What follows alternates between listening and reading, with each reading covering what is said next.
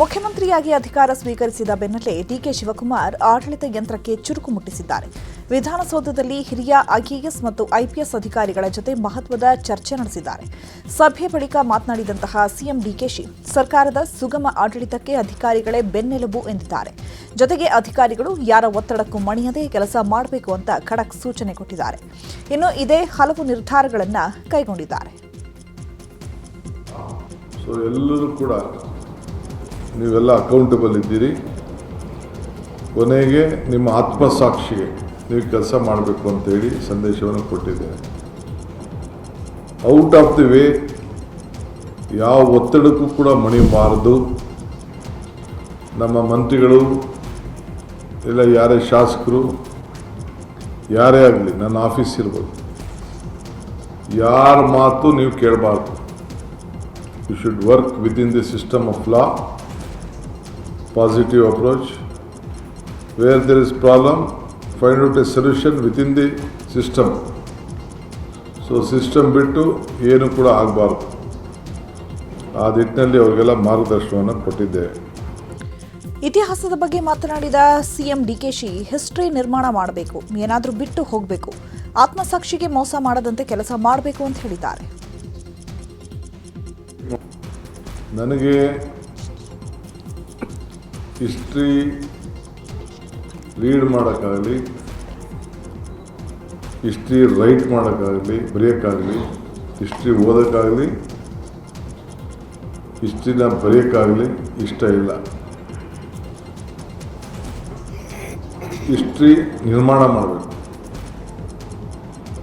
ಏನಾದರೂ ಸಾಕ್ಷಿ ಗುಡ್ಡೆಗಳನ್ನು ಬಿಟ್ಟು ಹೋಗಬೇಕು. ಯಾವಾಗ ನಮಗೆಲ್ಲೆಲ್ಲ ಅವಕಾಶಗಳು ಸಿಕ್ಕಿದೆ ಆ ಕೆಲಸವನ್ನು ಮಾಡ್ಕೊಂಡು ಬಂದಿದ್ದೇವೆ. ಈ ಸರ್ಕಾರ ಕೂಡ ಇದನ್ನು ಆಲೋಚನೆ ಮಾಡ್ತದೆ. ಸೊ ಎಲ್ಲರೂ ಕೂಡ ನೀವೆಲ್ಲ ಅಕೌಂಟಬಲ್ ಇದ್ದೀರಿ. ಕೊನೆಗೆ ನಿಮ್ಮ ಆತ್ಮಸಾಕ್ಷಿಗೆ ನೀವು ಕೆಲಸ ಮಾಡಬೇಕು ಅಂತೇಳಿ ಸಂದೇಶವನ್ನು ಕೊಟ್ಟಿದ್ದೇನೆ. ಎಸ್ಐಆರ್ ಬಗ್ಗೆಯೂ ಅಧಿಕಾರಿಗಳಿಗೆ ಸಿಎಂ ಡಿಕೆಶಿ ಸೂಚನೆ ಕೊಟ್ಟಿದ್ದು, ಯಾವುದೇ ಪ್ರಜೆಯು ಮತದಾನದ ಹಕ್ಕನ್ನು ಕಳೆದುಕೊಳ್ಳದಂತೆ ಎಚ್ಚರಿಕೆ ವಹಿಸಬೇಕು ಅಂತ ಸೂಚನೆ ಕೊಟ್ಟಿದ್ದಾರೆ. ಎಸ್ಐಆರ್ ಅಲ್ಲಿ ಎನ್ರೋಲ್ ಮಾಡ್ಕೊಳ್ಳಿಲ್ಲ ಅಂದರೆ ಅವನಿಗೆ ಎಲ್ಲ ಥರದ ಬೆನಿಫಿಟ್ ಕೂಡ ಕಳ್ಕೊಳ್ತಾರೆ. BLAಗಳು ಒಂದು ಎನ್ಯುಮರೇಷನ್ ಫಾರ್ಮ್ ಕೊಡ್ತಾರೆ. ಆ ಫಾರಮನ್ನು ಕಂಪಲ್ಸರಿ ಎಂಟ್ರಿ ಮಾಡಿ ಸಿಗ್ನೇಚರ್ ಮಾಡಿ ಅವ್ರದ್ದೇನು ಗುರ್ತನ್ನು ಇಟ್ಟು ಅವರು ವಾಪಸ್ಸು ಕೊಡಬೇಕು. ಇಲ್ಲ ಅಂದರೆ ಈ ಲೂಸಸ್ ಇಸ್ ವೋಟಿಂಗ್ ರೈಟ್. ಇದನ್ನು ಎಲ್ಲ ಮತದಾರರಿಗೆ ನೀವು ಜಾಗೃತಿ ಮೂಡುವಂಥ ಕೆಲಸ ಮಾಡಬೇಕು. ಇದೇ ವೇಳೆ ಕಾನೂನು ಸುವ್ಯವಸ್ಥೆ ಕಾಪಾಡುವ ಕುರಿತು ಪೊಲೀಸ್ ಅಧಿಕಾರಿಗಳಿಗೆ ಕಠಿಣ ಸೂಚನೆ ನೀಡಿದ ಸಿಎಂ, ರಾಜ್ಯದಲ್ಲಿ ಯಾವುದೇ ರೀತಿಯ ಕಾನೂನು ಬಾಹಿರ ಚಟುವಟಿಕೆ ನಡೆಯಬಾರದು, ರೌಡಿಗಳ ಹೆಡೆಮುರಿ ಕಟ್ಟಬೇಕು ಅಂತ ಹೇಳಿದ್ದಾರೆ. 10 ಜನ ಪೊಲೀಸ್ ಕಾನ್ಸ್ಟೇಬಲ್ನ ನೇಮಕ ಮಾಡಿ ಪ್ರತಿ ತಾಲೂಕಿನಲ್ಲೂ ಕೂಡ ಬರೀ ರೌಡಿಗಳನ್ನ ಅವರು ಟ್ರೇಸ್ ಮಾಡ್ತಾ ಇರೋದು, ಕರ್ಕೊಂಡು ಬರ್ತಾ ಇರೋದು, ದಾರಿಗೆ ತರೋದು, ಅವ್ರ ಮೇಲೆಲ್ಲ ನಿಗಾ ಇಡೋಂಥದ್ದು, ಎಲ್ಲೂ ಕೂಡ ಅವರು ಯಾರ ಮೇಲೂ ಕೂಡ ಆ ಕ್ರಿಮಿನಲ್ ಆ್ಯಕ್ಟಿವಿಟೀಸ್ ಮಾಡಬಾರ್ದು. ಸೊ ಯಾರ್ಯಾರು ರೌಡೀಸ್ಗಳಿದ್ದಾರೆ, ರೌಡೀಸ್ ಚಿಗುರು ಹೊಸ್ದಾಗೆ ಹುಡುಗರುಗಳು ಹಳಬರು ಎಲ್ಲರೂ ಕೂಡ ಜಾಗೃತಿಯಿಂದ ಅವ್ರ ಬಗ್ಗೆ ನೀವು ಒಂದು ಸ್ಪೆಷಲ್ ಒಂದು ಫೋರ್ಸ್ನ ಕ್ರಿಯೇಟ್ ಮಾಡಬೇಕು. ಈ ರೌಡಿಗಳ ಸ್ಕ್ವಾಡ್. ಗ್ಯಾರಂಟಿಗಳ ಪರಿಷ್ಕರಣೆಗೂ ಸಿಎಂ ಡಿಕೆಶಿ ಮುಂದಾಗಿದ್ದಾರೆ. ಈ ಬಗ್ಗೆ ಸುದ್ದಿಗೋಷ್ಠಿಯಲ್ಲಿ ಮಾತನಾಡಿರುವಂತಹ ಸಿಎಂ ಡಿಕೆ ಶಿವಕುಮಾರ್, 200 ಯೂನಿಟ್ ಅಂತ ಮನೆಗೆ ಪಡೆದು ವಾಣಿಜ್ಯ ಕೆಲಸಗಳಿಗೆ ಬಳಕೆ ಮಾಡ್ತಿದ್ದಾರೆ. ಒಬ್ಬೊಬ್ಬರ ಹೆಸರಲ್ಲಿ 5-6 ಮೀಟರ್ ಇದೆ. ಇದ್ರ ಬಗ್ಗೆ ಮಾಹಿತಿ ಬೇಕು. ಇದಕ್ಕಾಗಿ ನಾವು ಫೋನ್ ನಂಬರ್ ಸೇರಿ ಎಲ್ಲ ಮಾಹಿತಿಯನ್ನು ಪಡಿತಾ ಇದ್ದೀವಿ. ಗೃಹಲಕ್ಷ್ಮಿ ಯೋಜನೆಯಲ್ಲಿ ಸತ್ತವರ ಹೆಸರಲ್ಲೂ ಕೂಡ ಹಣ ಡ್ರಾ ಮಾಡಿದ್ದಾರೆ. ಇದೆಲ್ಲ ಬಗ್ಗೆ ಪರಿಶೀಲನೆ ಆಗಬೇಕು ಅಂತಂದು 1,60,00,000 ಅಷ್ಟು ಜನ 200 ಯೂನಿಟ್ ತಗೋತಾ ಇದ್ದಾರೆ. ಯಾರು ಎಲಿಜಿಬಿಲಿಟಿದ್ದಾರೆ, ಯಾರು ಪಾಪ ಮನೆ ವಾಸ ಮಾಡ್ತಾರೋ ಅವ್ರು ತೊಗೊಳ್ಳಿ, ಏನು ತೊಂದರೆ ಇಲ್ಲ. ಬಟ್ ಯಾರು ತಗೋತಾ ಇದ್ದಾರೆ ಅಂತ ಅವ್ರು ನಮಗೆ ಡೀಟೇಲ್ ಬೇಕಲ್ಲ. 120 ಕೋಟಿ ರೂಪಾಯಿ ಈಗ ನಮಗೆ ಇದಾಯಿತು. ಎಲ್ಲ ಕೆಲವರೆಲ್ಲ ಸತ್ತವರೆಲ್ಲ ಕೆಲವರು ಡ್ರಾ ಮಾಡ್ಕೊಂಡ್ಬಿಟ್ಟಿದ್ದಾರೆ ನಮ್ಮ ಮನೆಯವರು.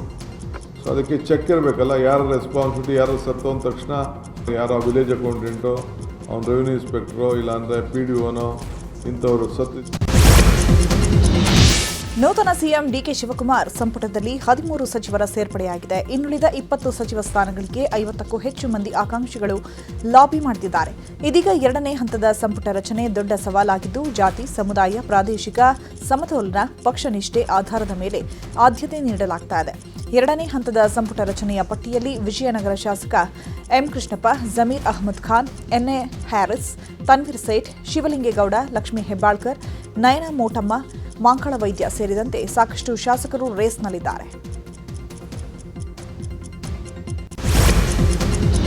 ಮುಖ್ಯಮಂತ್ರಿ ಡಿಕೆ ಶಿವಕುಮಾರ್ ನೇತೃತ್ವದ ಸರ್ಕಾರ ಅಧಿಕಾರಕ್ಕೆ ಬಂದು 24 ಗಂಟೆ ಕಳೆಯುವ ಮೊದಲೇ ಖಾತೆ ಹಂಚಿಕೆ ವಿಚಾರದಲ್ಲಿ ಅಸಮಾಧಾನ ಸ್ಫೋಟಗೊಂಡಿದೆ. ಬೆಂಗಳೂರು ನಗರಾಭಿವೃದ್ಧಿ ಖಾತೆಗಾಗಿ ಸಚಿವ ರಾಮಲಿಂಗಾರೆಡ್ಡಿ ಪಟ್ಟು ಹಿಡಿದಿದ್ದಾರೆ. ನನಗದೇ ಖಾತೆ ಬೇಕು ಅಂತ ಸಿಎಂ ಮೇಲೆ ಒತ್ತಡ ಹಾಕಿದ್ದಾರಂತೆ. ಆದರೆ ರಾಮಲಿಂಗಾರೆಡ್ಡಿಗೆ ಜಲಸಂಪನ್ಮೂಲ ಖಾತೆ ನೀಡುವುದಾಗಿ ಸಿಎಂ ಭರವಸೆ ಕೊಟ್ಟಿದ್ದಾರೆ. ಆದರೆ ಜಲಸಂಪನ್ಮೂಲ ಖಾತೆಯನ್ನು ರಾಮಲಿಂಗಾರೆಡ್ಡಿ ಬೇಡ ಅಂತಿದ್ದಾರೆ. ಇವತ್ತು ಸಂಜೆ ಒಳಗೆ ಖಾತೆ ಹಂಚಿಕೆಯನ್ನು ಮಾಡ್ತೀನಿ ಅಂತ ಸಿಎಂ ಹೇಳಿದ್ದಾರೆ. ನಮಗೆ ಯಾವ ಖಾತೆಯ ಮೇಲೆ ನಿರೀಕ್ಷೆ ಇದೆ ಸರ್? ರಾಮಲಿಂಗಾರೆಡ್ಡಿ ಸರ್ ಯಾವ ಖಾತೆ ಮೇಲೆ ನಿರೀಕ್ಷೆ ಇದೆ? ಇನ್ನು ಕಂದಾಯ ಖಾತೆಗಾಗಿ ಸಚಿವ ಕೃಷ್ಣ ಭೈರೇಗೌಡ ಪಟ್ಟು ಹಿಡಿದಿದ್ದಾರೆ. ಸುಧಾರಣೆ ತರೋಕೆ ಕಂದಾಯ ಇಲಾಖೆ ಕೊಡಿ ಅಂತ ಸಿಎಂ ಹಾಗೂ ವರಿಷ್ಠರ ಮೇಲೆ ಕೃಷ್ಣ ಭೈರೇಗೌಡ ಒತ್ತಡ ಹಾಕಿದ್ದಾರೆ. ಆದರೆ ಕಂದಾಯ ಇಲಾಖೆ ಡಿಸಿಎಂ ಡಾಕ್ಟರ್ ಜಿ ಪರಮೇಶ್ವರ್ಗೆ ದಕ್ಕುವಂತಹ ಸಾಧ್ಯತೆ ಇದೆ. ಪ್ರಬಲ ಖಾತೆಗಳಿಗೆ ಸಚಿವರ ಬಿಗಿ ಪಟ್ಟಿಗೆ ಸಿಎಂ ಡಿಕೆ ಶಿವಕುಮಾರ್ ಪ್ರತಿಕ್ರಿಯಿಸಿದ್ದಾರೆ. ನಾನು ಊಹಾಪೋಹದ ಮೇಲೆ ಮಾತನಾಡೋದಿಲ್ಲ, ಅದು ಹಳೆಯ ಡಿಕೆ ಶಿವಕುಮಾರ್ ಆಯಿತು ಅಂತಂದ್ರು. ಇನ್ನು ಖಾತೆ ನೀಡೋ ವಿಚಾರ ಹೈಕಮಾಂಡ್ ನಿರ್ಧಾರ ಮಾಡುತ್ತೆ, ಕೊಟ್ಟ ಸ್ಥಾನವನ್ನು ಸಮರ್ಥವಾಗಿ ನಿರ್ವಹಿಸಬೇಕು ಅಂತಂದ್ರು. ನನ್ನ ಹತ್ರ ಯಾರು ಬರಲಿಲ್ಲ, ಯಾರು ಭೇಟಿ ಮಾಡಿಲ್ಲ. ಗಾಳಿಲಿ ಮಾತಾಡೋದಕ್ಕೆಲ್ಲ ಉತ್ತರ ಕೊಡೋಕ್ಕಾಗಲ್ಲ. ಊಹಾಪೋಹದ ಮೇಲೆಲ್ಲ ಮಾತಾಡೋಕ್ಕೆ ನಾನು ತಯಾರಿಲ್ಲ. That is old Shivakumar. ಪಕ್ಷ ತೀರ್ಮಾನ ಮಾಡ್ತದೆ. ಪಕ್ಷ ನನ್ನ ಮುಖ್ಯಮಂತ್ರಿ ಅಂತ ಹೇಳಿದೆ, ನಾನೇನು ಕೆಲಸ ಮಾಡಬೇಕು ಅಂತ ಹೇಳಿದೆ, ಅಷ್ಟು ಮಾಡ್ತೀನಿ ನಾನು. ಯಾರಿಗೇನು ಕೆಲಸ ಹೇಳಿದೆ ಆ ಕೆಲಸ. ಖಾತೆ ಕಗ್ಗಂಟು ಜೋರಾಗ್ತಾ ಇದ್ದಂತೆ ಸಿಎಂ ಡಿಕೆಶಿ ಟೆನ್ಷನ್ ಆಗಿದ್ದಾರೆ. ರಾಮಲಿಂಗಾರೆಡ್ಡಿ ಬೆಂಗಳೂರು ನಗರಾಭಿವೃದ್ಧಿಗೆ ಪಟ್ಟು ಹಿಡಿದ ಹಿನ್ನೆಲೆ ಸಿಎಂ ಡಿಕೆಶಿ ಸಿದ್ದರಾಮಯ್ಯ ಮನೆಗೆ ಬಂದಿದ್ದಾರೆ. ಸಿದ್ದರಾಮಯ್ಯ ಮೂಲಕ ಖಾತೆ ಕಗ್ಗಂಟು ಬಗೆಹರಿಸಲು ಸಿಎಂ ಡಿಕೆಶಿ ಮುಂದಾಗಿದ್ದಾರೆ. ಸಿದ್ದರಾಮಯ್ಯ ಜೊತೆ ಖಾತೆ ಹಂಚಿಕೆ ಬಗ್ಗೆ ಫೈನಲ್ ಆಗಿ ಚರ್ಚೆ ನಡೆಸಲಿದ್ದಾರೆ. ಸಿದ್ದು ಜೊತೆ ಚರ್ಚೆ ಬಳಿಕ ಖಾತೆ ಹಂಚಿಕೆ ಮಾಡಲಿದ್ದಾರೆ ಸಿಎಂ ಡಿಕೆಶಿ.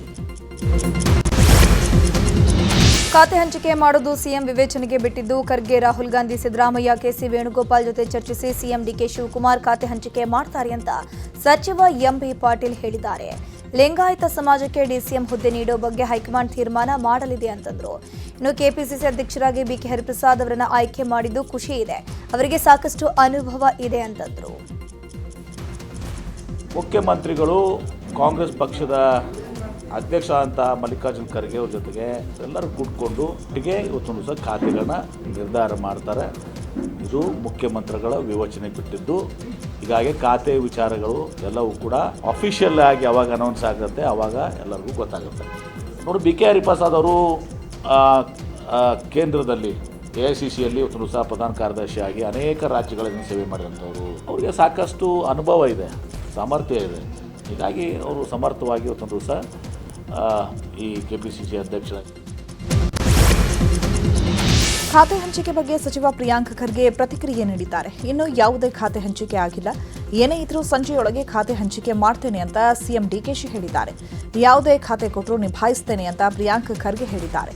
ಗೃಹ ಖಾತೆ ನೀಡುವ ವಿಚಾರಕ್ಕೆ ಮಾತನಾಡಿ, ಗೃಹ ಮಂತ್ರಿ ಆದರೂ ಸಹ ಕಾನೂನು ಮತ್ತು ಸಂವಿಧಾನ ಬಿಟ್ಟು ಏನೂ ಮಾಡೋಕ್ಕಾಗಲ್ಲ ಅಂತ ಹೇಳಿದರು. ಪ್ರಿಯಾಂಕ್ ಖರ್ಗೆಗೆ ಗೃಹ ಖಾತೆ ನೀಡಿದರೆ ಅಶೋಕ್ ಮತ್ತು ವಿಜಯೇಂದ್ರ ಫೈಲ್ಗಳು ಹೊರಗೆ ಬರ್ತಾವೆ ಎಂಬ ಯತ್ನಾಳ್ ಹೇಳಿಕೆಗೆ ಮಾತನಾಡಿ, ಅದೆಲ್ಲ ಗೊತ್ತಿಲ್ಲ, ಯತ್ನಾಳ್ ಏನು ಹೇಳಿದ್ದಾರೆ ಅದ್ರ ಬಗ್ಗೆ ನನಗೆ ಗೊತ್ತಿಲ್ಲ ಅಂತ ಹೇಳಿದರು. ಅಧಿಕೃತವಾಗಿ ಯಾವುದೇ ಪೋರ್ಟ್ಫೋಲಿಯೋವನ್ನು ಹಂಚಿಕೆ ಆಗಿಲ್ಲ. ಏನಿದ್ರು ಕೂಡ ಇವತ್ತು ಸಾಯಂಕಾಲ ಒಳಗಡೆ ಮಾಡ್ತೀನಿ ಅಂತ ಮಾನ್ಯ ಮುಖ್ಯಮಂತ್ರಿಗಳು ಹೇಳಿದ್ದಾರೆ. ನೋಡೋಣ. ಜವಾಬ್ದಾರಿ ಯಾವುದೇ ಕೊಟ್ಟರು ಕೂಡ ಎಲ್ಲರೂ ನಿಭಾಯಿಸಬೇಕು. ಪಕ್ಷದಿರ್ಬೋದು, ಸರ್ಕಾರದಿರ್ಬೋದು. ಕರ್ನಾಟಕ ಜನರ ಸೇವೆ ಮಾಡಲಿಕ್ಕೆ ಯಾವ ಸ್ಥಾನಮಾನನೂ ಚಿಕ್ಕದು ಅಲ್ಲ, ದೊಡ್ಡದು ಅಲ್ಲ. ಗೃಹ ಮಂತ್ರಿ ಆದ್ರೂ ಕೂಡ ಕಾನೂನನ್ನು ಬಿಟ್ಟು ಯಾರು ಏನೂ ಮಾಡಲಿಕ್ಕಾಗಲ್ಲ. ಕಾನೂನು ಚೌಕಟ್ಟು, ಸಂವಿಧಾನ ಅದನ್ನು ಭೇದಿಸ್ಬಿಟ್ಟು ಯಾರು ಏನು ಮಾಡೋಕ್ಕಾಗಲ್ಲ. ಹಳೆ ಫೈಲ್ಗಳೆಲ್ಲ ಹೊರಗೆ ಬರ್ತಾವೆ ವಿಚಾರ ಅಂತ. ಫೈಲ್ಗಳು ಇದೇನಾ ಇಲ್ಲ ನನಗೆ ಗೊತ್ತಿಲ್ಲಪ್ಪ. ಯತ್ನಾಳ್ ನಾನು ಮಂತ್ರಿ ಆಗದಿದ್ದರೆ ಕೆಪಿಸಿಸಿ ಅಧ್ಯಕ್ಷ ಆಗ್ತಿದ್ದೆ. ಸಿಎಂ ಆಗಲು ಕೆಪಿಸಿಸಿ ಅಧ್ಯಕ್ಷರೇ ಆಗಬೇಕಿಲ್ಲ ಅಂತ ಬೆಂಗಳೂರಿನಲ್ಲಿ ಸಚಿವ ಸತೀಶ್ ಜಾರಕಿಹೊಳಿ ಹೇಳಿಕೆ ಕೊಟ್ಟಿದ್ದಾರೆ. ನನಗೆ ಅಧ್ಯಕ್ಷ ಸ್ಥಾನ ಕೈ ತಪ್ಪಿದ್ದು ಒನ್ ಮ್ಯಾನ್ ಒನ್ ಪೋಸ್ಟ್ನಿಂದ. ಡಿಕೆಶಿ ಅಧ್ಯಕ್ಷರಾಗೋಕೆ ಹಲವು ಕಾರಣಗಳಿದ್ವು, ಆದರೆ ನನಗೆ ಒಂದು ಹುದ್ದೆ ಎಂಬ ತೀರ್ಮಾನ ಮಾಡಿದ್ರು. ಹೀಗಾಗಿ ನನಗೆ ಅಧ್ಯಕ್ಷ ಸ್ಥಾನ ಕೈ ತಪ್ಪಿದೆ ಅಂತಂದಿದ್ದಾರೆ. ಮಂತ್ರಿ ಇಲ್ಲದ್ರೆ ಅದು ಹಾಗೆ ಆಗ್ತಿದ್ವಿ. ನಾವು ಎರಡೂ ಹೇಳಿದ್ದೀವಿ, ಕೊನೆಯದಾಗಿ ಅವ್ರಿಗೆ ಬಿಟ್ಟಿದ್ದೀವಿ ಹೈಕಮಾಂಡ್ಗೆ ಯಾವ್ದು ಮಾಡ್ತಾರೆ ಮಾಡತ್ತ ಹೇಳಿದ್ದೀವಿ. ಅಂತಿಮವಾಗಿ ಮಂತ್ರಿ ಮುಂದುವರಿಸಿದ್ದಾರೆ, ಅದನ್ನು ಬೇರೆಯವ್ರಿಗೆ ಕೊಟ್ಟಾರೆ. ಕೈ ತಪ್ಪಿದ್ದಿಲ್ಲ, ಭಾಳ ಕ್ಲಿಯರ್ ಕಟ್ಟಿದೆ, ಅದು ಕ್ರಿಸ್ಟಲ್ ಕ್ಲಿಯರು. ಒಂದೇ ಅಂತ ಅವ್ರದ್ದು ಮಾನದಂಡ ಅದ್ರ ಪ್ರಕಾರ ಆಗಿದೆ ಅಷ್ಟೇ. One man one post. ಕೊನೆಗಳಿಗೆಯಲ್ಲಿ ನನ್ನ ಮಂತ್ರಿಯಲ್ಲೇ ಹೆಸರು ಇರಲಿಕ್ಕಿಲ್ಲ, ಯಾಕಂದರೆ ಅಧ್ಯಕ್ಷ ಅಂತ ಇಟ್ಕೊಂಡು ಕೂತಿದ್ರು. ಆಮೇಲೆ ಬೆಳಗ್ಗೆ ಅವ್ರನ್ನು ಕೇಳಿ ಮನವೊಲಿಸಿ ಅವ್ರಿಗೆ ಕೊಡ್ತೀವಿ ಅಂತ ಹೇಳಿದಾಗ ಅದು ನಮ್ಮದು ಮಂತ್ರಿ ಬಂತು. ಅವರಿಗೆ ಇನ್ನು ಕಾಂಗ್ರೆಸ್ ನಮ್ಮನ್ನ ಬಳಸ್ಕೊಳ್ಳೋತೋ ಗೊತ್ತಿಲ್ಲ, ನಾವಂತೂ ಕಾಂಗ್ರೆಸ್ನಲ್ಲಿ ನಮ್ಮ ಕೆಲಸವನ್ನ ಬಳಸ್ಕೊಳ್ತೀವಿ ಅಂತ ಸತೀಶ್ ಜಾರಕಿಹೊಳಿ ಹೇಳಿದ್ದಾರೆ. ಇನ್ನು ಜಮೀರ್ ಅಹಮದ್ ಶಕ್ತಿ ನಮಗೆ ಅವಶ್ಯಕತೆ ಇದೆ, ಜಮೀರ್ ಆಡಿಯೋ ಹಿಂದೆ ಕೈವಾಡ ಇದ್ದೇ ಇದೆ ಅಂತ ಸತೀಶ್ ಜಾರಕಿಹೊಳಿ ಆರೋಪವನ್ನ ಮಾಡಿದ್ದಾರೆ. ನೋಡೋಣ, ಅದು ಹೈಕಮಾಂಡಿಗೆ ಬಿಟ್ಟಂಥ ವಿಚಾರ. ಅವರು ಶಕ್ತಿ ಕೂಡ ನಮ್ಮ ಪಕ್ಷಕ್ಕೆ ನಮಗೆ ಅವಶ್ಯಕತೆ ಇದೆ. ಜಮೀರ್ ಅವರು ಆ ಸಮುದಾಯದಲ್ಲಿ ಮುಖಂಡರಾಗಿ ಗುರುತಿಸ್ಕೊಂಡಾರ. ಅವರು ಜಮೀರ್ ಅವರ ಶಕ್ತಿ ಅಥವಾ ಅವರ ಸೇವೆ ಅದು ಅವ್ರ ಸಮುದಾಯಕ್ಕೆ ಇದೆ, ನಮಗೂ ಕೂಡ ಅದು ಅವಶ್ಯಕತೆ ಇದೆ.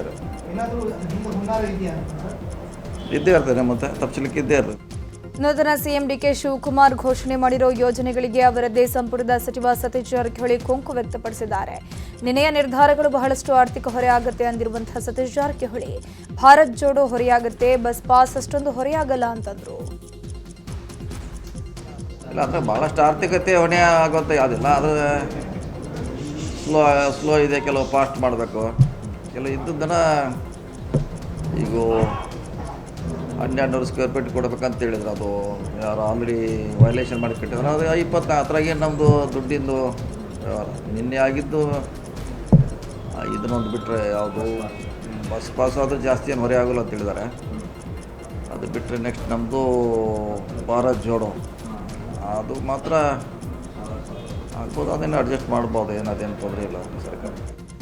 ಯುವ ಸಂಘದಿಂದ ಸರ್ಕಾರಕ್ಕೆ ಹೊರೆ ಆಗಲಿದೆ ಅನ್ನೋ ಸತೀಶ್ ಜಾರಕಿಹೊಳಿ ಹೇಳಿಕೆಗೆ ಸಿಎಂ ಡಿಕೆ ಶಿವಕುಮಾರ್ ಅವರು ಪ್ರತಿಕ್ರಿಯೆ ಕೊಟ್ಟಿದ್ದಾರೆ. ಯಾವ ಕೆಲಸ ಮಾಡಿದ್ರೂ ಹೊರೆ ಆಗುತ್ತೆ ಅಂತ ಹೇಳಿದ್ರು. ಏನು ಕೆಲಸ ಮಾಡಿದ್ರು ಆರ್ಥಿಕ ಹೊರೆ ಇರ್ತದೆ. ಇಲ್ಲಿ ಪ್ರೆಸ್ ಕಾನ್ಫರೆನ್ಸ್ ಮಾಡಿದ್ರು ಕೂಡ ಕಾಫಿ ತಿಂಡಿ ಅದು ಆರ್ಥಿಕ ಹೊರೆ ಅಲ್ವಾ?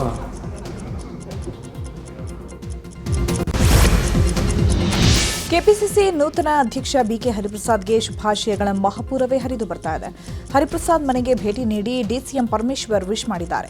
ಹಾಗೆ ಸಚಿವ ಎಂಬಿ ಪಾಟೀಲ್, ಕೃಷ್ಣ ಭೈರೇಗೌಡ, ಭೈರತಿ ಸುರೇಶ್, ಶಾಸಕರಾದ ಸಂತೋಷ್ ಲಾಡ್, ಪ್ರದೀಪ್ ಈಶ್ವರ್ ಸೇರಿದಂತೆ ಹಲವು ನಾಯಕರು ವಿಶ್ ಮಾಡಿದ್ದಾರೆ.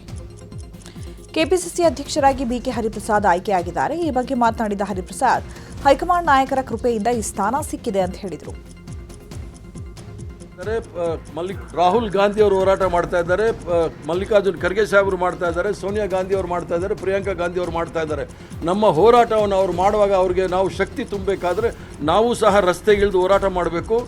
ಸಂಘಟನೆಯ ಮತ್ತು ಸರ್ಕಾರದ ಈ ಎರಡನ್ನೂ ಸಹ ಹಂಚಿಕೊಂಡು ಮುಂದೆ ಹೋಗ್ತಾರೆ. ಕಾರ್ಯಕರ್ತರಿಗೂ ಸಹ ಭರವಸೆ ಕೊಡ್ತಾರೆ, ನಾನು ಅವ್ರ ಜೊತೆ ಇದ್ದೀನಿ, ಅವ್ರಿಗೆ ಏನೇ ಆದ್ರೂ ಸಹ ಅವ್ರ ಜೊತೆ ಇದ್ದೀನಿ ಅಂತ ಹೇಳಿಕೆ. ಇದೇ ವೇಳೆ ಕೆಪಿಸಿಸಿ ಅಧ್ಯಕ್ಷ ಬಿಕೆ ಹರಿಪ್ರಸಾದ್ ಅಧಿಕಾರಕ್ಕೆ ಅಂಟಿಕೊಂಡವರಿಗೆ ಖಡಕ್ ಆಗಿ ಮಾತನಾಡಿದ್ದಾರೆ. ಯಾರ್ಯಾರಿಗೆ ಅಧಿಕಾರ ಬೇಕು, ಸ್ಥಾನಮಾನ ಬೇಕು, ಅವರು ಡಿಕೆ ಶಿವಕುಮಾರ್ ಜೊತೆಗೆ ಹೋಗಿ. ಯಾರು ಕಾಂಗ್ರೆಸ್ ಪಕ್ಷವನ್ನ ಸದೃಢವಾಗಿ ಬಳಸಬೇಕು, ಅವರೆಲ್ಲರೂ ನಮ್ಮ ಜೊತೆಗೆ ಬನ್ನಿ ಅಂತ ಹೇಳಿದ್ದಾರೆ. ಹೋರಾಟವನ್ನು ಅವ್ರು ಮಾಡುವಾಗ ಅವ್ರಿಗೆ ನಾವು ಶಕ್ತಿ ತುಂಬಬೇಕಾದ್ರೆ ನಾವು ಸಹ ರಸ್ತೆಗಿಳಿದು ಹೋರಾಟ ಮಾಡಬೇಕು. ಯಾರ್ಯಾರಿಗೆ ಅಧಿಕಾರ ಬೇಕು, ಸ್ಥಾನಮಾನ ಬೇಕು, ಅವರೆಲ್ಲ ಡಿ ಕೆ ಶಿವಕುಮಾರ್ ಅವ್ರ ಜೊತೆಗೆ ಹೋಗಿ. ಯಾರು ಕಾಂಗ್ರೆಸ್ ಪಕ್ಷವನ್ನು ಸದೃಢವಾಗಿ ಬೆಳೆಸಬೇಕು, ಸೋನಿಯಾ ಗಾಂಧಿ ಅವರ ಕೈ ಬಲಪಡಿಸಬೇಕು, ಖರ್ಗೆ ಅವರ ಕೈ ಬಲಪಡಿಸಬೇಕು, ಅವರೆಲ್ಲರೂ ಸಹ ನನ್ನ ಜೊತೆ ಬನ್ನಿ ಅಂತ ಹೋರಾಟವನ್ನು ಅವ್ರು ಮಾಡುವಾಗ ಅವ್ರಿಗೆ ನಾವು ಶಕ್ತಿ ತುಂಬಬೇಕಾದ್ರೆ ನಾವು ಸಹ ರಸ್ತೆಗಿಳಿದು ಹೋರಾಟ ಮಾಡಬೇಕು. ಯಾರ್ಯಾರಿಗೆ ಅಧಿಕಾರ ಬೇಕು, ಸ್ಥಾನಮಾನ ಬೇಕು, ಅವರೆಲ್ಲ ಡಿ ಕೆ ಶಿವಕುಮಾರ್ ಅವ್ರ ಜೊತೆಗೆ ಹೋಗಿ. ಯಾರು ಕಾಂಗ್ರೆಸ್ ಪಕ್ಷವನ್ನು ಸದೃಢವಾಗಿ ಬೆಳೆಸಬೇಕು, ಸೋನಿಯಾ ಗಾಂಧಿ ಅವರ ಕೈ ಬಲಪಡಿಸಬೇಕು, ಖರ್ಗೆ ಅವರ ಕೈ ಬಲಪಡಿಸಬೇಕು, ಅವರೆಲ್ಲರೂ ಸಹ ನನ್ನ ಜೊತೆ ಬನ್ನಿ ಅಂತ ಹೋರಾಟ. 2028ಕ್ಕೆ ನಾವೇ ಅಧಿಕಾರಕ್ಕೆ ಬರ್ತೇವೆ ಅಂತ ಮಾಜಿ ಸಚಿವ ಸಂತೋಷ್ ಲಾಡ್ ಹೇಳಿದ್ದಾರೆ. ಬೆಂಗಳೂರಲ್ಲಿ ಮಾತನಾಡಿರುವಂತಹ ಅವರು ಬಿಕೆ ಹರಿಪ್ರಸಾದ್, ಸಿದ್ದರಾಮಯ್ಯ, ಖರ್ಗೆ, ಡಿಕೆಶಿ ನೇತೃತ್ವದಲ್ಲಿ ಅಧಿಕಾರಕ್ಕೆ ಬರ್ತೀವಿ ಅಂತಂದ್ರು. ಇನ್ನು ನಾನು ಸಚಿವ ಸ್ಥಾನದ ಆಕಾಂಕ್ಷಿ, ಮೊದಲ ಪಟ್ಟಿಯಲ್ಲಿ ಹೆಸರು ಬರೆದಿದ್ದಕ್ಕೆ ಪರವಾಗಿಲ್ಲ, 2ನೇ ಲಿಸ್ಟ್ನಲ್ಲಿ ನನಗೆ ಸಚಿವ ಸ್ಥಾನ ಸಿಗುವಂತಹ ವಿಶ್ವಾಸ ಇದೆ ಅಂತಂದ್ರು. ಇನ್ನು ಕೆಪಿಸಿಸಿ ಅಧ್ಯಕ್ಷ ಸ್ಥಾನದವರೆಗೂ ನನ್ನ ಹೆಸರು ಬಂದಿದ್ದು ಖುಷಿಯಾಗಿದೆ ಅಂತಂದ್ರು. ಸನ್ಮಾನ್ಯ ಡಿ.ಕೆ. ಶಿವಕುಮಾರ್ ಸಾಹೇಬ್ರವರು, ಪರಮೇಶ್ವರ್ ಸಾಹೇಬರು CM ಆಗಿ DCM ಆಗಿ ಪ್ರಮಾಣ ವಚನ ಸ್ವೀಕಾರ ಮಾಡಿದ್ದಾರೆ. ಅದರ ಜೊತೆಗೆ ಸುಮಾರು 12ಕ್ಕೂ ಹೆಚ್ಚು ಬೇರೆ ಸಚಿವರುಗಳು ನಿನ್ನೆ ಸಚಿವ ಸ್ಥಾನವನ್ನು ಗ್ರಹಿಸಿದ್ದಾರೆ. ನನ್ನ ವೈಯಕ್ತಿಕವಾಗಿ ಅವರೆಲ್ಲರಿಗೆ ನಾನು ಶುಭವನ್ನು ಕೋರ್ತೇನೆ. ಆಮೇಲೆ ವಿಶೇಷವಾಗಿ ನಮ್ಮ ಹರಿಪ್ರಸಾದ್ ಸಾಹೇಬರು ಇವತ್ತು ನಮ್ಮ KPCC ಅಧ್ಯಕ್ಷರಾಗಿದ್ದಾರೆ. ಅವ್ರನ್ನೂ ಕೂಡ ಭೇಟಿ ಮಾಡ್ಲಿಕ್ಕೆ ಹೋಗ್ತಾ ಇದ್ದೀನಿ. ಆದರೆ ಇವತ್ತು ಅವರಾಗಿರ್ತಕ್ಕಂಥದ್ದು ನನಗೆ ಖುಷಿ ಇದೆ ಅಂತ ಈ ಸಂದರ್ಭಕ್ಕೆ ಹೇಳಲಿಕ್ಕೆ ಇಚ್ಛೆಪಡ್ತೀನಿ.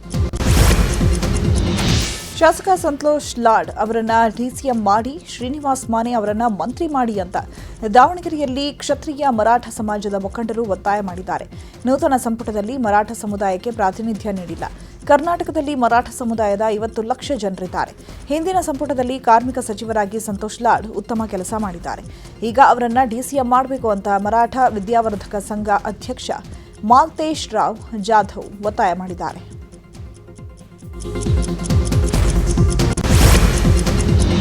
ಮಾಜಿ ಸಚಿವ ಜಮೀರ್ ಅಹಮದ್ಗೆ ಸಚಿವ ಸ್ಥಾನ ನೀಡಬೇಕು ಅಂತ ಮಾಗಡಿ ಶಾಸಕ ಬಾಲಕೃಷ್ಣ ಬ್ಯಾಟಿಂಗ್ ಮಾಡಿದ್ದಾರೆ. ಯಾರೇ ತಪ್ಪು ಮಾಡಿದ್ರೂ ಶಿಕ್ಷೆ ಆಗತ್ತೆ ಅನ್ನೋದಕ್ಕೆ ಜಮೀರ್ ಆಡಿಯೋ ಉದಾಹರಣೆ ಅಂತಂದ್ರು. ಯಾರು ಪಕ್ಷಕ್ಕಿಂತ ದೊಡ್ಡವರಂತ ಅಂದ್ಕೊಳ್ಳಬಾರದು, ಮುಂದೆ ಜಮೀರ್ಗೆ ಸಚಿವ ಸ್ಥಾನ ನೀಡಬೇಕು ಅಂತಂದ್ರು. ಇನ್ನು ನನಗೂ ಸಚಿವ ಸ್ಥಾನ ಸಿಗಬಹುದು ಅಂತ ಶಾಸಕ ಬಾಲಕೃಷ್ಣ ಹೇಳಿದ್ದಾರೆ. ಕಾರಣ ಆಯಿತು ಅಂದರೆ ಅವ್ರಿಗೂ ಒಂದು ಅವಕಾಶ ಕೊಡಬೇಕು. ಯಾಕಂದರೆ ಈಗ ಅವರು ಕೂಡ ಒಂದು ಜನಾಂಗದ ಪ್ರಬಲವಾದಂಥ ನಾಯಕ, ಅದರಿಂದ ಅವ್ರಿಗೂ ಕೂಡ ಅವಕಾಶ ಮಾಡಿಕೊಡ್ಬೇಕು. ಅದನ್ನು ಹೈಕಮಾಂಡ್ ತೀರ್ಮಾನ ಮಾಡ್ತದೆ. ಆಡಿಯೋನಲ್ಲಿ ಅದು ಫೇಕ್ ಅಂತ ಅವ್ರು ಹೇಳ್ತಾ ಇದ್ದಾರೆ, ಫೇಕೋ ಇಲ್ಲ ಅಂತೇಳಿ ಅದು ತೀರ್ಮಾನ ಆಗ್ತದೆ. ನೋಡೋಣ, ಮುಂದೆ ಹೈಕಮಾಂಡ್ ಅದ್ರ ಬಗ್ಗೆ ಆಲೋಚನೆ ಮಾಡ್ತಾರೆ. ಆದರೆ ಇದು ಅದು ನೋಡಲಿ, ಅದ್ರ ಬಗ್ಗೆ ತನಿಖೆ ಆಗೋದು ಇನ್ನೊಂದಾಗೋದು. ಬಟ್ ಏನೇ ಆಗಲಿ ಜಮೀರಿನಲ್ಲಿ ಒಂದು ಷಡ್ಯಂತ್ರ ಇತ್ತು, ಅದು ಮಾಡಿದ್ದಾರೆ, ಅದು ಸಕ್ಸಸ್ ಆಗಿದ್ದಾರೆ ಅಂತ ನಾವು ಏನೋ ಹೇಳ್ಕೊಳ್ಳೋದು ಬೇಡ. ಈಗ ಬೇರೆ ವಿಚಾರ ಚರ್ಚೆ ಬೇಡ. ಈಗ ಆಗಿರ್ಬೋದು, ಆಗಿದ್ದಕ್ಕೆ ಒಂದು ಶಿಕ್ಷೆ ಅನುಭವಿಸಿದ್ದಾರೆ. ಈಗ ಅವಕಾಶನ ಮಾಡಿಕೊಡ್ಬೇಕು ಪಕ್ಷದ ಹಿತದೃಷ್ಟಿಯಿಂದ ಅಷ್ಟೇ. ಡಿಕೆಶಿ ಕ್ಯಾಬಿನೆಟ್ ಸೇರಲು ಶಾಸಕ ಬೇಳೂರು ಗೋಪಾಲಕೃಷ್ಣ ಲಾಬಿ ಮಾಡ್ತಿದ್ದಾರೆ. ಆದರೆ ನಮ್ಮ ನಾಯಕ ಡಿಕೆಶಿ ನಿನಗೆ ಬೇಡ, ನಾನಿದ್ದೇನೆ ಇರು ಅಂದರೆ ನಾನು ಮಂತ್ರಿ ಸ್ಥಾನ ತ್ಯಾಗಕ್ಕೂ ಸಿದ್ಧನಿದ್ದೇನೆ ಎಂದಿದ್ದಾರೆ. ಬೆಂಗಳೂರಲ್ಲಿ ಮಾತನಾಡಿದ ಶಾಸಕ ಬೇಳೂರು ಗೋಪಾಲಕೃಷ್ಣ, ಡಿಕೆಶಿ ಅವರಿಂದಲೇ ನಾನು ಕಾಂಗ್ರೆಸ್ಗೆ ಬಂದಿದ್ದು, ಈಗ ನಮ್ಮ ನಾಯಕರೇ CM, ಮಂತ್ರಿ ಮಂಡಲದಲ್ಲಿ ಅವಕಾಶ ಕೇಳಿದ್ದೇವೆ, ಕೊಡೋದು ಬಿಡೋದು ಅವರಿಗೆ ಬಿಟ್ಟದ್ದು ಅಂತ ಹೇಳಿದ್ದಾರೆ. 2ನೇ ಲಿಸ್ಟಲ್ಲಿ ಬರುತ್ತೋ ಬಿಡೋದು ನಮ್ಮ ನಾಯಕರು ಬಿಟ್ಟಿರೋದು. ಕೇಳಿದ್ದೀವಿ, ನಮಗೊಂದು ಅವಕಾಶ ಕೊಡಿ ಅಂತ ಕೇಳಿದ್ದೀವಿ, ಬಿಟ್ಟರೆ ಮತ್ತೇನ. ಮೊದಲ ಕ್ಯಾಬಿನೆಟ್ನಲ್ಲಿ ದಲಿತ ಸಮಾಜಕ್ಕೆ 3 ಮಂತ್ರಿ ಸ್ಥಾನ ನೀಡಲಾಗಿದೆ. ಉಳಿದ 2 ಸ್ಥಾನಗಳಿಗೆ ಪ್ರಬಲ ಪೈಪೋಟಿ ಶುರುವಾಗಿದೆ. HC ಮಹಾದೇವಪ್ಪ, ಶಾಸಕ ನರೇಂದ್ರ ಸ್ವಾಮಿ, ನಾರಾಯಣಸ್ವಾಮಿ ಹಾಗೂ ಶಾಸಕ ಅಬ್ಬಯ್ಯ ಪ್ರಸಾದ್ ಮಧ್ಯೆ ಪೈಪೋಟಿ ಇದೆ. ಈ ಬಗ್ಗೆ ಮಾತನಾಡಿದ ಶಾಸಕ ಪ್ರಸಾದ್ ಅಬ್ಬಯ್ಯ, ಜೂನ್ 15ರ ಬಳಿಕ 2ನೇ ಲಿಸ್ಟ್ ಬರುತ್ತೆ, ಅದರಲ್ಲಿ ನನ್ನ ಹೆಸರು ಇರಬಹುದು ಅಂತ ಪ್ರಸಾದ್ ಅಬ್ಬಯ್ಯ ಹೇಳಿದ್ದಾರೆ. ಶಾಸಕ ಪ್ರಸಾದ್ ಅಬ್ಬಯ್ಯ ಅವರಿಗೆ ಸಚಿವ ಸ್ಥಾನ ನೀಡುವಂತೆ ಆಗ್ರಹಿಸಿ ಹುಬ್ಬಳ್ಳಿಯಲ್ಲಿ ಬೆಂಬಲಿಗರು ಪ್ರತಿಭಟನೆ ಮಾಡಿದ್ದಾರೆ. ಬೀದಿ ಬದಿ ವ್ಯಾಪಾರಿಗಳ ಸಂಘದಿಂದ ಹುಬ್ಬಳ್ಳಿಯ ದುರ್ಗದ ಬಾಯ್ಲ್ ವೃತ್ತದಲ್ಲಿ ಪ್ರತಿಭಟನೆ ಮಾಡಲಾಯಿತು. ಪ್ರಸಾದ್ ಅಬ್ಬಯ್ಯ 3 ಬಾರಿ ಗೆದ್ದಿದ್ದಾರೆ, ಅವರಿಗೆ ಸಚಿವ ಸ್ಥಾನ ನೀಡಬೇಕು ಅಂತ ಆಗ್ರಹಿಸಿದರು. ನನಗೆ ಸಚಿವ ಸ್ಥಾನ ಸಿಗಲಿಲ್ಲ ಅಂದರೆ ಜೂನ್ 30ರಂದು ಮಾತನಾಡ್ತೀನಿ ಅಂತ ಬಾಗೇಪಲ್ಲಿ ಶಾಸಕ ಸುಬ್ಬಾರೆಡ್ಡಿ ಸಚಿವ ಸ್ಥಾನಕ್ಕೆ ಡಿಮ್ಯಾಂಡ್ ಮಾಡಿದ್ದಾರೆ. ಬಾಗೇಪಲ್ಲಿಯಲ್ಲಿ ಮಾತನಾಡಿದ ಶಾಸಕ ಸುಬ್ಬಾರೆಡ್ಡಿ, ಸಿದ್ದರಾಮಯ್ಯ, ಡಿ.ಕೆ. ಶಿವಕುಮಾರ್ ಸಚಿವ ಸ್ಥಾನ ಕೊಡುವುದಾಗಿ ಭರವಸೆ ಕೊಟ್ಟಿದ್ದಾರೆ.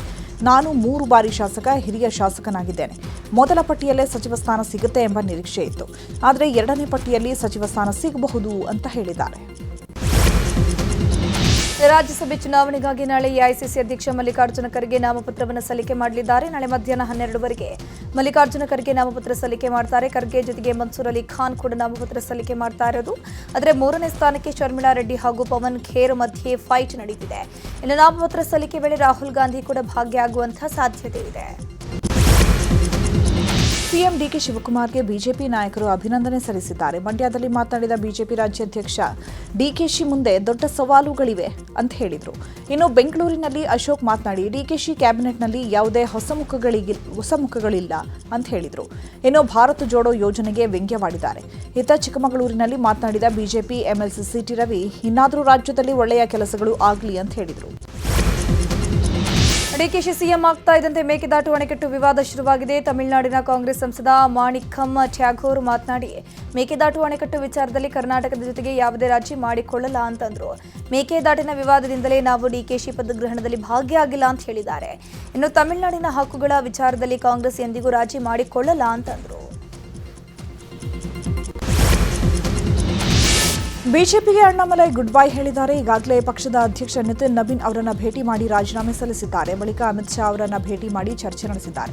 ನಾಳೆ ಚೆನ್ನೈನಲ್ಲಿ ಅಣ್ಣಾಮಲೈ ಮಹತ್ವದ ಸುದ್ದಿಗೋಷ್ಠಿ ನಡೆಸಲಿದ್ದು ಹೊಸ ಪಕ್ಷ ಸ್ಥಾಪನೆ ಮಾಡುವ ಸಾಧ್ಯತೆ ಇದೆ. ತುಮಕೂರಿನಲ್ಲಿ ಭೀಕರ ಅಪಘಾತ ಸಂಭವಿಸಿ 4 ಸಾವನ್ನಪ್ಪಿದ್ದಾರೆ. ಹಿರಿಯೂರು ಮಾರ್ಗವಾಗಿ ಹುಳಿಯಾರು ಕಡೆಗೆ ಹೋಗ್ತಿದ್ದ ಇನೋವಾ ಕಾರಿಗೆ ಓಮಿನಿ ಕಾರು ಡಿಕ್ಕಿ ಹೊಡೆದಿದ್ದು, ಡಿಕ್ಕಿಯಾದ ರಭಸಕ್ಕೆ 2 ಕಾರುಗಳು ಪಲ್ಟಿಯಾಗಿದೆ. ಈ ವೇಳೆ 4 ಸ್ಥಳದಲ್ಲಿ ಸಾವನ್ನಪ್ಪಿದ್ದಾರೆ. ಉಡುಪಿಯ ತೆಕ್ಕಟ್ಟೆ ವೃತ್ತದ ಬಳಿ ಭೀಕರ ಅಪಘಾತ. ಬೆಳಗಾವಿಯಲ್ಲಿ ಮತ್ತೊಂದು 106 ಕೋಟಿ ರೂಪಾಯಿ ವಂಚನೆ ಪ್ರಕರಣ ಬೆಳಕಿಗೆ ಬಂದಿದೆ. ಆದಿತ್ಯ ರಾಜ ಕ್ಯಾಪಿಟಲ್ ಪ್ರೈವೇಟ್ ಲಿಮಿಟೆಡ್ ಕಂಪನಿ ಹೆಚ್ಚಿನ ಬಡ್ಡಿ ನೀಡುವ ಆಮಿಷವೊಡ್ಡಿ ಜನರಿಂದ ಕೋಟ್ಯಾಂತರ ರೂಪಾಯಿ ಸಂಗ್ರಹ ಮಾಡಿದೆ. ಈ ಬಗ್ಗೆ ಎಸಿ ಶ್ರವಣ್ ನಾಯ್ಕ್ ನೇತೃತ್ವದಲ್ಲಿ ಆದಿತ್ಯ ರಾಜ ಕ್ಯಾಪಿಟಲ್ ಕಚೇರಿ ಮೇಲೆ ದಾಳಿ ಮಾಡಿ ಪರಿಶೀಲನೆಯನ್ನು ಮಾಡಲಾಯಿತು. ಸಂಸ್ಥೆಯ ಮಾಲೀಕ ಬಾಲರಾಜ್ ಮಾನಿಯನ್ನ ವಿಚಾರಣೆ ಮಾಡುತ್ತಿದ್ದಾರೆ. ಇನ್ನು ತಿಂಗಳಿಗೆ 5% ಬಡ್ಡಿ ನೀಡೋ ಆಮಿಷ ಕೊಟ್ಟು ಹಣ ಸಂಗ್ರಹಿಸಿದ್ರು ಎನ್ನಲಾಗಿದೆ.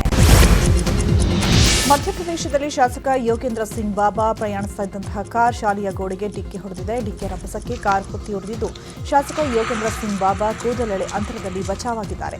ಸಿಯೋನಿ ಬಂಜಾರಿ ಗ್ರಾಮದ ರಾಷ್ಟ್ರೀಯ ಹೆದ್ದಾರಿ 44ರಲ್ಲಿ ಘಟನೆ ನಡೆದಿದೆ. ಜಬಲ್ಪುರದಿಂದ ಘರ್ವಾಡಾಗೆ ವಾಪಸ್ ಬರ್ತಾ ಇದ್ದಂತಹ ವೇಳೆ ಹಸು ಅಡ್ಡ ಬಂದಿದೆ. ಹಸುವನ್ನು ತಪ್ಪಿಸಲು ಹೋಗಿ ಅಪಘಾತ ಸಂಭವಿಸಿದೆ. ಅದೃಷ್ಟವಶಾತ್ ಯಾವುದೇ ಪ್ರಾಣಹಾನಿಯಾಗಿಲ್ಲ. ದೆಹಲಿಯ ಮಾಳವೀಯ ನಗರದ ಹೋಟೆಲ್ನಲ್ಲಿ ಅಗ್ನಿ ಅವಘಡ ಸಂಭವಿಸಿ 21 ಮಂದಿ ಮೃತಪಟ್ಟಿದ್ದರು. ಮೇಲ್ನೋಟಕ್ಕೆ ಸಿಲಿಂಡರ್ ಬ್ಲಾಸ್ಟ್ ಆಗಿ ದುರ್ಘಟನೆಯಾಗಿತ್ತು ಅಂತ ಹೇಳಲಾಗ್ತಿತ್ತು. ಆದರೆ ಶಾರ್ಟ್ ಸರ್ಕ್ಯೂಟ್ನಿಂದ ಘಟನೆ ನಡೆದಿದೆ ಅಂತ ಪೊಲೀಸರು ಹೇಳ್ತಿದ್ದಾರೆ. ಇನ್ನು 2 ಸಿಲಿಂಡರ್ಗಳು ಸ್ಫೋಟಗೊಂಡಿಲ್ಲ. ಶಾರ್ಟ್ ಸರ್ಕ್ಯೂಟ್ನಿಂದಲೇ ಬೆಂಕಿ ವೇಗವಾಗಿ ಹರಡಿರಬಹುದು ಅಂತ ಹೇಳಿದ್ದಾರೆ. ಇನ್ನು ಹೋಟೆಲ್ ಮಾಲೀಕರನ್ನು 4 ದಿನ ಪೊಲೀಸ್ ಕಸ್ಟಡಿಗೆ ನೀಡಲಾಗಿದೆ. ತೆಲಂಗಾಣದ ಹೈದರಾಬಾದ್ನಲ್ಲಿ ವಾಣಿಜ್ಯ ಕಟ್ಟಡವೊಂದು ಧಗಧಗ ಹೊತ್ತಿ ಉರಿದಿದೆ. ಅಮೀರ್ಪೇಟ್ನಲ್ಲಿನ ಕೆಎಸ್ಆರ್ ಫ್ಯಾಷನ್ಸ್ ಕಟ್ಟಡದಲ್ಲಿ ಈ ಬೆಂಕಿ ಅವಘಡ ಸಂಭವಿಸಿದೆ. ಅಕ್ಕಪಕ್ಕದ ಕಟ್ಟಡಗಳಿಗೂ ಹಾನಿಯಾಗಿದ್ದು ಜನ ಬೆಚ್ಚಿ ಬಿದ್ದಿದ್ದಾರೆ. ಬಿಹಾರದ ಮುಜಾಫರ್ಪುರದ ಖಾಸಗಿ ಆಸ್ಪತ್ರೆಯಲ್ಲಿ ಸಂಭವಿಸಿದ ಭೀಕರ ಅಗ್ನಿ ದುರಂತದಲ್ಲಿ 5 ಮೃತಪಟ್ಟಿದ್ದಾರೆ. ಇವತ್ತು ಮುಂಜಾನೆ ಪ್ರಸಾದ್ ಆಸ್ಪತ್ರೆಯಲ್ಲಿ ಈ ದುರ್ಘಟನೆ ನಡೆದಿದೆ. ಐಸಿಯು ಘಟಕದಲ್ಲಿ ಶಾರ್ಟ್ ಸರ್ಕ್ಯೂಟ್ನಿಂದ ಅಗ್ನಿ ಅವಘಡ ಸಂಭವಿಸಿದೆ. 5 ಮೃತಪಟ್ಟಿದ್ದು 20ಕ್ಕೂ ಹೆಚ್ಚು ರೋಗಿಗಳನ್ನು ಅಗ್ನಿಶಾಮಕ ದಳ ಸಿಬ್ಬಂದಿ ರಕ್ಷಿಸಿದ್ದಾರೆ. ಮೃತರ ಕುಟುಂಬಗಳಿಗೆ ಬಿಹಾರ ಸರ್ಕಾರದಿಂದ ತಲಾ 4 ಲಕ್ಷ ರೂಪಾಯಿ ಪರಿಹಾರ ಘೋಷಿಸಲಾಗಿದೆ. ಕೇರಳಕ್ಕಿಂದು ಮುಂಗಾರು ಎಂಟ್ರಿ ಕೊಟ್ಟಿದೆ. ವಾಡಿಕೆಗಿಂತ 3 ದಿನ ತಡವಾಗಿ ಮುಂಗಾರು ಶುರುವಾಗಿದೆ. ಕೇರಳದ ಹಲವೆಡೆ ಮಳೆಯಾಗ್ತಿದೆ. 8 ಜಿಲ್ಲೆಗಳಿಗೆ ಆರೆಂಜ್ ಅಲರ್ಟ್ ಘೋಷಣೆ ಮಾಡಲಾಗಿದೆ. ಇದರ ಬೆನ್ನಲ್ಲೇ ಕರ್ನಾಟಕದಲ್ಲೂ 2 ದಿನ ಮಳೆ ಅಬ್ಬರಿಸಲಿದೆ ಅಂತ ಹವಾಮಾನ ಇಲಾಖೆ ಮುನ್ಸೂಚನೆ ಕೊಟ್ಟಿದೆ. ದೆಹಲಿಯಲ್ಲೂ ಮಳೆಯಾಗಿದೆ. ದೆಹಲಿಯ ಎನ್ಸಿಆರ್ನ ಕೆಲವು ಭಾಗದಲ್ಲಿ ಭಾರೀ ಮಳೆಯಾಗಿದೆ. ಕಾರಿನ ಡಿಕ್ಕಿಯಲ್ಲಿ ಸಿಲುಕಿ 3 ವರ್ಷದ ಮಗು ಸಾವನ್ನಪ್ಪಿದೆ. ಕಲಬುರಗಿಯ ಶಹಬಾದ್ ತಾಲೂಕಿನ ತೋನಸಹಳ್ಳಿ ಗ್ರಾಮದಲ್ಲಿ ಘಟನೆ ನಡೆದಿದೆ. ಬಸವಪ್ರಭು ಮೃತಪಟ್ಟ ಬಾಲಕ ಮನೆ ಮುಂದೆ ಆಟವಾಡ್ತಾ ಇದ್ದಾಗ ಕಾರಿನ ಡಿಕ್ಕಿ ಒಳಗೆ ಬಾಲಕ ಹೋಗಿದ್ದಾನೆ. ಈ ವೇಳೆ ಡಿಕ್ಕಿ ಲಾಕ್ ಆಗಿ ಬಾಲಕ ಉಸಿರುಗಟ್ಟಿ ಸಾವನ್ನಪ್ಪಿದ್ದಾನೆ. ಮಗು ಕಾಣ್ತಾ ಇಲ್ಲ ಅಂತ ಪೋಷಕರು ಹುಡುಕಾಡಿದ್ದಾರೆ. ಆದರೆ ಮಗು ಎಲ್ಲಾ ಕಡೆ ನೋಡಿದ್ರೂ ಸಿಗದಂತಹ ಹಿನ್ನೆಲೆ ಡೌಟ್ ಬಂದು ಡಿಕ್ಕಿ ಓಪನ್ ಮಾಡಿದಾಗ ಮಗು ಮೃತದೇಹ ಪತ್ತೆಯಾಗಿದೆ. ಆರ್ಸಿಬಿ ಫೈನಲ್ ಸೆಲೆಬ್ರೇಷನ್ ವೇಳೆ ಪಬ್ನಲ್ಲಿ ಗಲಾಟೆಯಾಗಿದೆ. ತಲೆಗೆ ಬಾಟಲ್ನಿಂದ ಹೊಡೆದು ಹಲ್ಲೆ ಮಾಡಲಾಗಿದೆ. ಎಂಜಿ ರಸ್ತೆಯಲ್ಲಿರುವಂತಹ ವಿ ನೇಬರ್ಹುಡ್ ಕಮ್ಯುನಿಟಿ ಪಬ್ನಲ್ಲಿ ಘಟನೆಯಾಗಿದೆ. ಹಲ್ಲೆಗೆ ಒಳಗಾದ ಖುಷ್ವಂತ್ ಶುಕ್ಲಾ ಎಂಬಾತ ದೂರನ್ನು ಕೊಟ್ಟಿದ್ದಾನೆ. ಖುಷ್ವಂತ್ ದೂರು ಆಧರಿಸಿ ಅಶೋಕ್ ನಗರ ಪೊಲೀಸ್ ಠಾಣೆಯಲ್ಲಿ ಪ್ರಕರಣ ದಾಖಲಾಗಿದೆ. ಪಬ್ನಲ್ಲಿ ನಡೆದ ಗಲಾಟೆ ದೃಶ್ಯ ಮೊಬೈಲ್ನಲ್ಲಿ ಕ್ಯಾಪ್ಚರ್ ಆಗಿದೆ. ಮಹೇಶ್ ಶೆಟ್ಟಿ ತಿಮರೋಡಿಗೆ ಹೈಕೋರ್ಟ್ ಮತ್ತೆ ಶಾಕ್ ಕೊಟ್ಟಿದೆ. ಗಡೀಪಾರು ಆದೇಶ ಪ್ರಶ್ನಿಸಿ ಸಲ್ಲಿಸಿದ್ದ ಅರ್ಜಿಯನ್ನು ಹೈಕೋರ್ಟ್ ವಜಾ ಮಾಡಿದೆ. ರಾಯಚೂರಿಗೆ ಗಡೀಪಾರು ಮಾಡಿದ್ದನ್ನು ಪ್ರಶ್ನಿಸಿ ಮೇಲ್ಮನವಿ ಸಲ್ಲಿಸಲಾಗಿದ್ದು, ತಿಮರೋಡಿ ಪರ ವಕೀಲ ಎಂಆರ್ ಬಾಲಕೃಷ್ಣ ವಾದ ಮಾಡಿದರು. ಹಳೆಯ ಪ್ರಕರಣಗಳನ್ನು ಉಲ್ಲೇಖಿಸಿ ಗಡೀಪಾರು ಆದೇಶ ಮಾಡಲಾಗಿದೆ. ಬಹುತೇಕ ಪ್ರಕರಣಗಳಲ್ಲಿ ತಿಮರೋಡಿ ಖುಲಾಸೆಯಾಗಿದ್ದಾರೆ. ಧರ್ಮಸ್ಥಳದಲ್ಲಿ ನಡೆದಿರುವ ಕೃತ್ಯಗಳ ವಿರುದ್ಧ ಹೋರಾಡುತ್ತಿರುವುದಕ್ಕೆ ಹೀಗೆ ಮಾಡಲಾಗಿದೆ ಅಂತ ವಾದ ಮಂಡಿಸಿದರು.